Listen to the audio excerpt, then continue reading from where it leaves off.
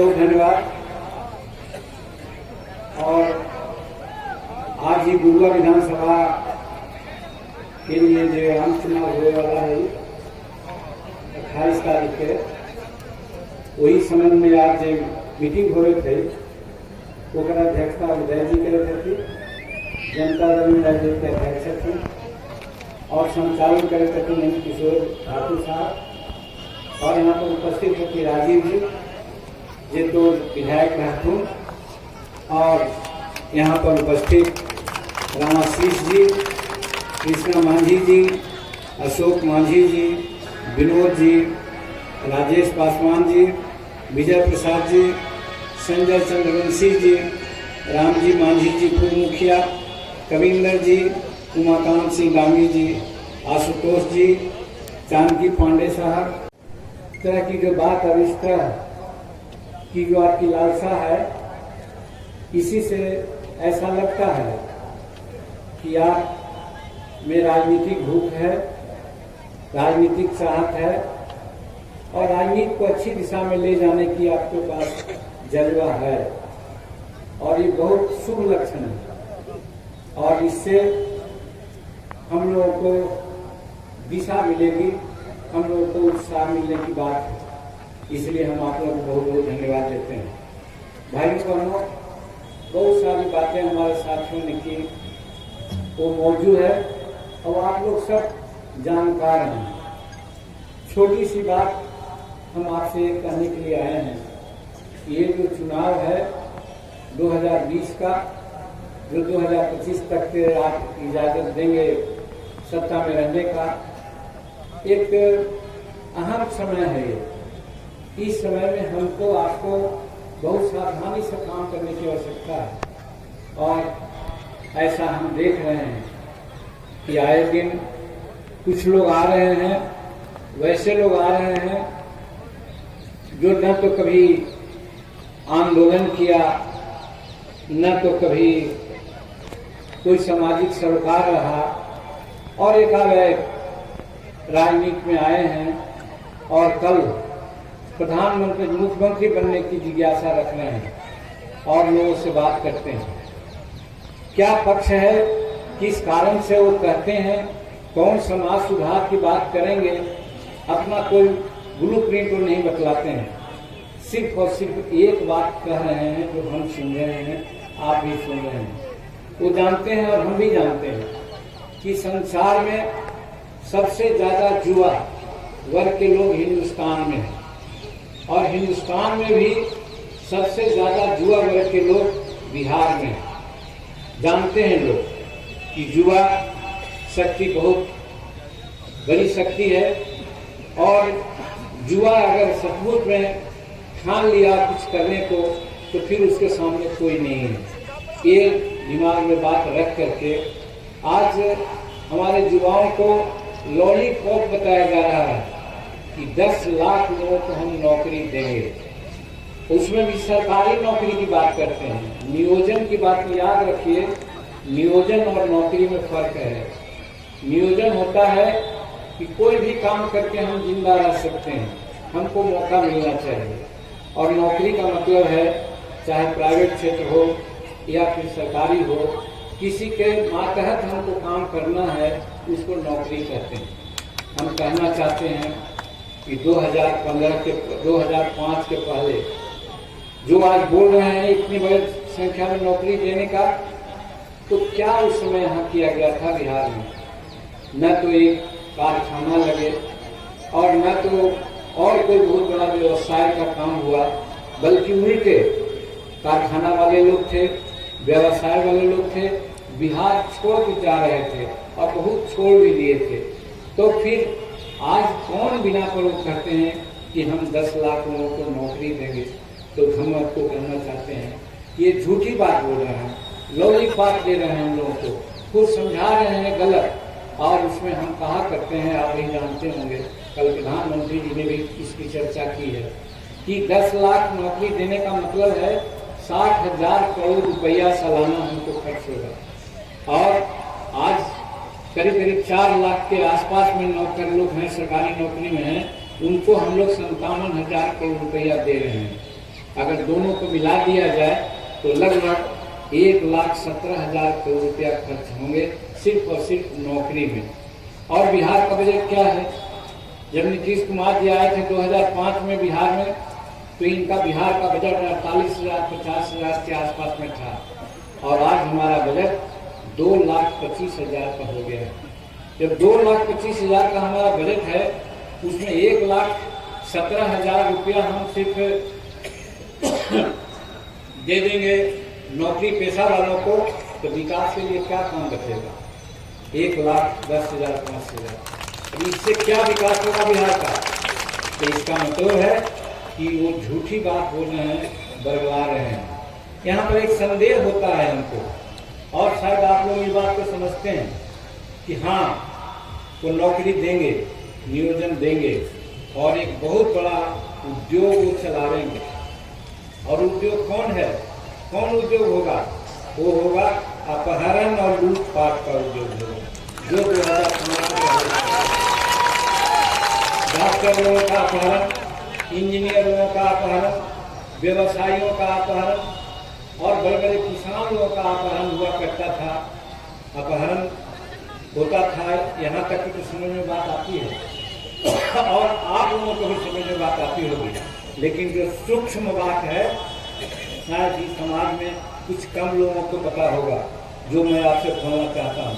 क्योंकि हम भी उस समय विधायक थे, आप जानते हैं 1980 से हम विधायक रहे हैं। उसमें होता था क्या? डॉक्टर पकड़ा गया, इंजीनियर पकड़ा गया, बड़ा बड़ा सेठ पकड़ा गया, तो निगोशिएशन कहाँ से होता था? कहाँ पंचायती होती थी? पंचायती एक अन्य मार्ग में होती थी। एक अन्य मार्ग आप समझते होंगे, मुख्यमंत्री का घर, मुख्यमंत्री का निवास बिहार में एक अन्य मार्ग में है, वहाँ पंचायती होती थी। लालू प्रसाद जी आराम से बैठते थे और कहते थे, ए डॉक्टर साहब, ए सेठ जी, अरे ये बच्चा लोग भूखा उठा है, इन लोगों को दे दीजिए, छोड़ देगा। इस तरह की बात उसमें होती थी। आज नीतीश कुमार के राज में 2005 के बाद है हिम्मत किसी को इस तरह की बात करने की?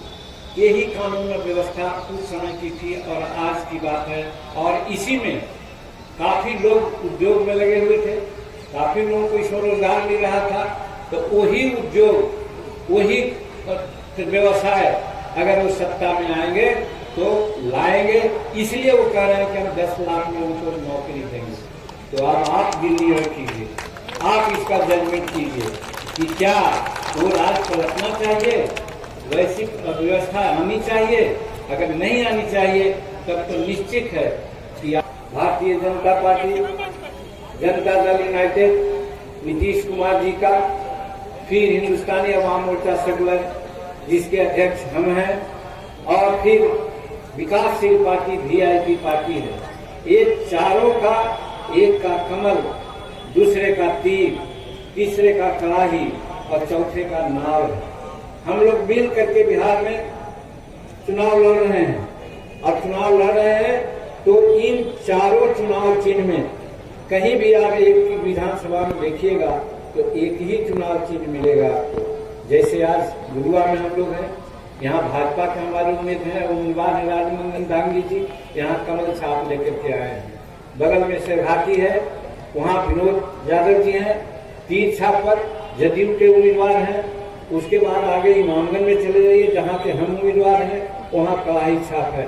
कहने का मेरा मतलब है कि हर जगह ये तीनों चारों जो मेरा चुनाव चिन्ह है, उसी में एक को चुनना है।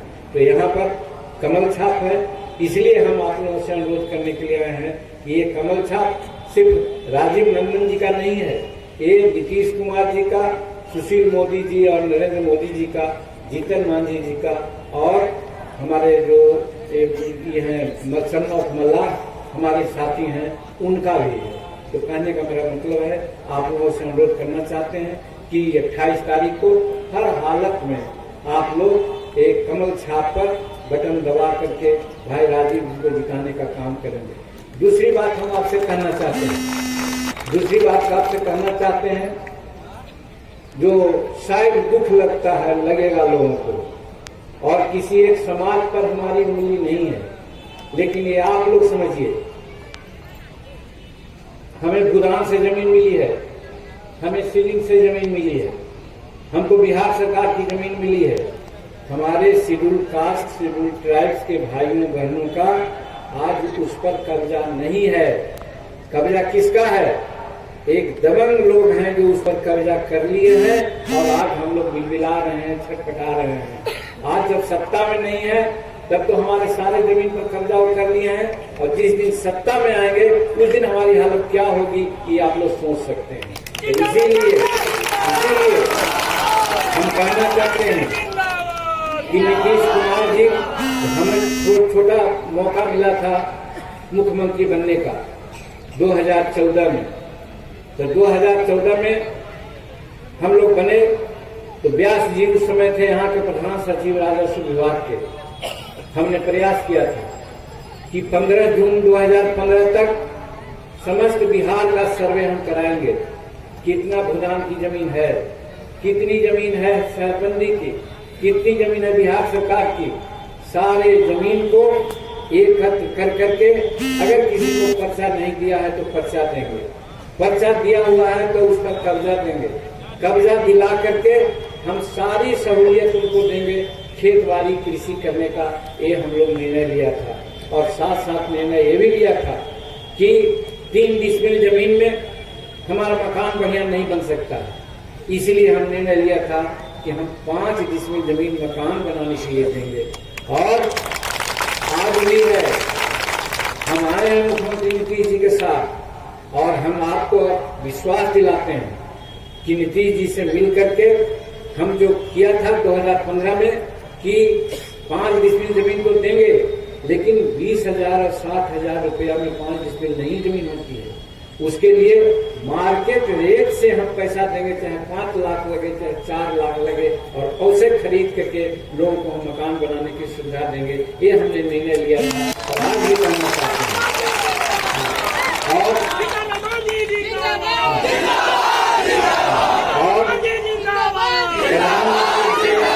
और हम बताना चाहते हैं, चाहे तो नीति आयोग में जाना पड़े, मुख्यमंत्री जी से कहना पड़े, या इवन प्रधानमंत्री जी से कहना पड़े, हम कहेंगे कि आज जो इंदिरा आवास गरीबों को दे रहे हैं, मान्यवर बना रहे हैं, वो आधुनिक युग में एक साधारण परिवार को रहने लायक नहीं है।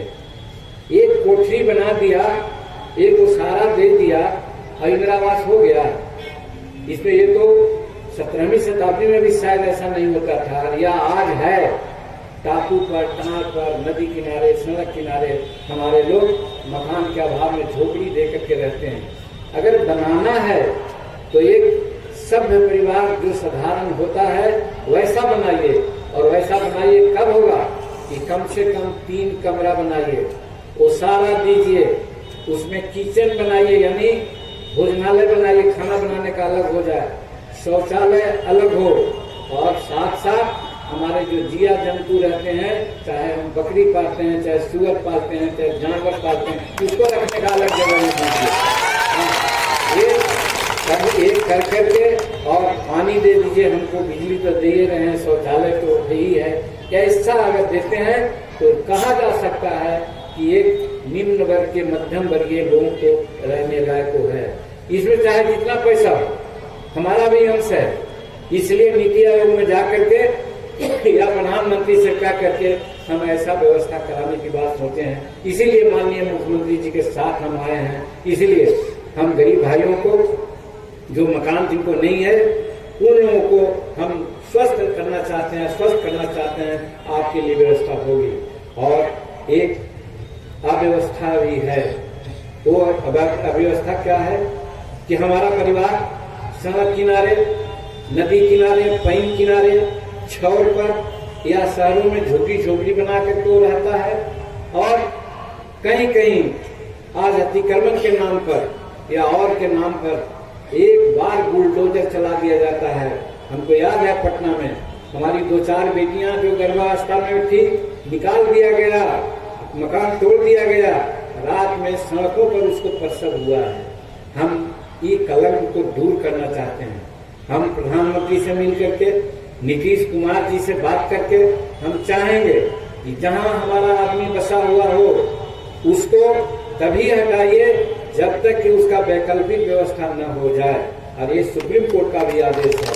और इसीलिए हम गरीबों के लिए यही करेंगे कि एकाएक कोई नहीं हटावेगा, और हटाने के पहले उसको बसने का इंतजाम कर देगा, तब उसको हटाया जाएगा। ये व्यवस्था भी हम लोग कराना चाहते हैं। और हम समझते हैं नीतीश कुमार जी को ये बात है भली भांति पता, वो भी दुखी हैं। और सुप्रीम कोर्ट के कुछ आदेश ऐसे हो जाते हैं जिसके चलते वो थोड़ा मौन रहते हैं। और नरेंद्र भाई मोदी जी से मिल करके हम लोग इस बात पर चर्चा करके गरीबों के लिए इस तरह की बात करेंगे। एक बात और है मेरे भाइयों, शिक्षा है। कल ही हमने अपना एक संकल्प पत्र जारी किया है जिसके घोषणा पत्र है। शायद कुछ लोग ऐसा बोलते हैं, लेकिन हम 2017 में तालकटोरा स्टेडियम में हम अपना हिंदुस्तानी अवाम मोर्चा सेकुलर का कर रहे थे अधिवेशन। उसमें हमने कहा था कि लोहिया साहब ने कहा है और बाबा भीमराव अम्बेडकर ने कहा है, कॉमन स्कूलिंग सिस्टम। और लोहिया जी ने कहा कि राष्ट्रपति का बेटा हो या भंगी का संतान, सबको शिक्षा एक समान। आज है क्या? आज नहीं है। हम कहना चाहते हैं, हम जात के भुइयां हैं। हमारा बेटा अभी संतोष कुमार एमएलसी है, वो एमए है, पीएचडी है, नेट है, और अभी प्रोफेसर है गया कॉलेज में। उसको हम कहाँ पढ़ाए थे? उसको पढ़ाए थे डॉन बॉस्को में, दिल्ली यूनिवर्सिटी में। कि वो हमारा भुइयां समाज का आदमी है जो अपना बेटा को डॉन बॉस्को में पढ़ाएगा। तो हमारा कहना है कि सबके बच्चे कॉमन स्कूलिंग सिस्टम का मतलब यही है, राष्ट्रपति का बेटा भंगी का संतान एक साथ पढ़े, यही सिस्टम है। और विदेशों में वैसा है। आज अमीर लोग चाहे जिस जात का हो, हम तो अपना उदाहरण दिया, लेकिन जिस जात का हो 20 लाख, 25 लाख, 30 लाख पैसा दे करके अपने बच्चों को पढ़ाते हैं बाहर। और हमारा बच्चा बिहार जो सरकारी विद्यालय में पढ़ता है, आज विद्यालय की स्थिति क्या है? टीचर बहाल हो रहे हैं। दुख नहीं मानेंगे टीचर समाज के लोग। आज हम कहना चाहते हैं कि प्राइवेट स्कूल में 10,000 रुपया मिलता है, 15,000 रुपया मिलता है, तो कैसे करके पढ़ाई पढ़ाता है। और हमारे टीचर को 60,000 और 70,000 रुपया मिलता है, और हमारे बच्चे बढ़िया से नहीं पढ़ पाते। हमारा कहना है कि इस तरह की बात नहीं चलेगी। इस तरह पढ़ाई ठीक करने के लिए भी कमेटी बनी हुई है। इसी में हमारी आपकी और बिहार की भलाई है। तो हम स्पष्ट हो रहे हैं कि इनको 28 तारीख को सब लोग आप लोग वोट देंगे। अगर देंगे तो हाथ उठा करके हमको बता दीजिए। सब जगह हाथ उठा है, सब जगह हाथ उठा है। राजीव गांधी जिंदाबाद, राजीव गांधी जिंदाबाद, राजीव गांधी जिंदाबाद, राजीव जी को माला पहना देना, पहना दीजिए। एक बार फिर बोलिए, राजीव गांधी जिंदाबाद, एक बार राजीव गांधी जिंदाबाद। के साथ, बहुत विश्वास के साथ, और विशेष करके दलित, महादलित और शेड्यूल कास्ट के परिवारों की ओर से ज्यादा हम आश्वस्त करते हैं दांगी जी को और एनडीए के सभी प्रत्याशियों को। इस बार हमारा समाज 100% आपको वोट देगा। और ई वोट दिया तो बाकी समाज के लोग तो दे ही रहे हैं। निश्चित रूप में सबकी जीत होगी और हमारे राजीव जी की भी जीत होगी।